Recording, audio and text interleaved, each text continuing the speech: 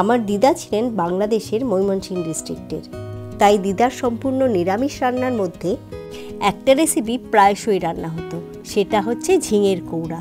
তাই আমাদের বাড়িতেও ঝিঙের কৌড়া রেসিপিটা প্রায়শই রান্না করা হয়। ঝিঙের কৌড়া রান্নার জন্য আমি এখানে নিয়েছি 3টে কচি ঝিঙে, আর আরেকটা বাটির মধ্যে জল দিয়ে ভিজিয়ে রেখেছি সাদা আর কালো সর্ষে 1 চামচ। আমি এখানে ঝিঙেগুলোর খুব ভালো করে খোসা ছাড়িয়ে নিচ্ছি। তারপর আস্ত ঝিঙেটাকে গোল গোল করে কেটে নিয়ে আবার গোল টুকরোগুলোকে 4 ভাগ করে নিয়েছি। এখানে আমার দিদা যেভাবে ঝিঙের কৌড়া রান্নাটা করতেন আমি তোমাদের সাথে সেই রান্নাটাই শেয়ার করছি। আর এভাবেই দিদা ঝিঙেগুলোকে ছোট ছোট টুকরো করে কেটে নিতেন।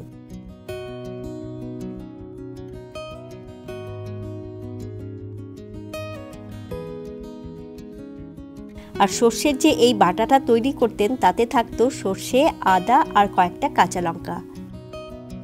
এবারে আমি কড়াতে গরম করে নেব 2 টেবিল চামচ সর্ষের তেল।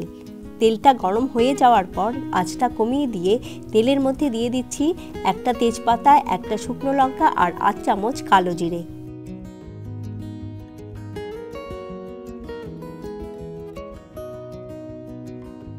কয়েক সেকেন্ড ভেজে নিয়ে ওই তেলের মধ্যে দিয়ে দেব ঝিঙের টুকরোগুলো, আর দিচ্ছি স্বাদ অনুযায়ী লবণ। লবণটাকে মিশিয়ে নিয়ে 2-3 মিনিটের জন্য কড়াটাকে ঢেকে রাখবো।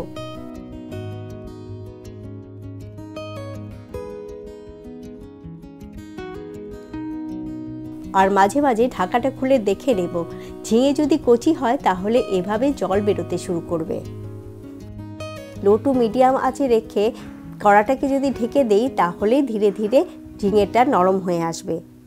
এই অবসরে আমার নতুন বন্ধুদের একটা অনুরোধ, যারা আমার রোজ রান্নাঘর চ্যানেলটা নতুন দেখছো তারা যেন অবশ্যই সাবস্ক্রাইব করো আর পাশে থাকা বেল আইকনটা ক্লিক করে দিও, যাতে নতুন ভিডিও এলে তার নোটিফিকেশন তোমাদের কাছে পৌঁছে যায়। আর আমার যারা পুরনো বন্ধুরা আমার সাথে আছো তারা রেসিপিটা কেমন লাগলো অবশ্যই কমেন্টে জানিও। এবারে 2-3 মিনিট প্রায় হয়ে গেছে, তাই ঢাকাটা খুলে দেখে নিয়েছি যে ঝিঙেটা অনেকটাই নরম হয়ে গেছে। তাই আমি এখানে দিয়ে দিচ্ছি সর্ষের বাটাটা। আমি এখানে সর্ষেটা বাটার সময় যেহেতু 2টো কাঁচা লঙ্কা দিয়েছি, তার জন্য আমি আরও একটা চেরা কাঁচা লঙ্কা আলাদা করে দিয়ে দিলাম। সর্ষের সাথে ঝিঙেটা ভালো করে মিশিয়ে নিয়ে দিয়ে দিচ্ছি 1/2 চামচ হলুদ গুঁড়ো। আর স্বাদটা ব্যালেন্স করার জন্য দিয়েছি 1 চামচ চিনি।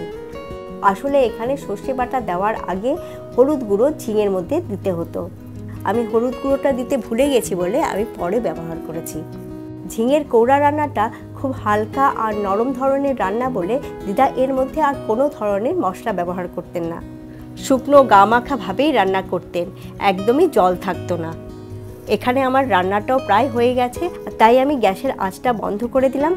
আর তেজপাতারও আরও কোনো কাজ নেই বলে তেজপাতাটাকে আমি কড়া থেকে তুলে নিলাম, কারণ তেজপাতাটা খাবারের মধ্যে পড়লে ভালো লাগে না।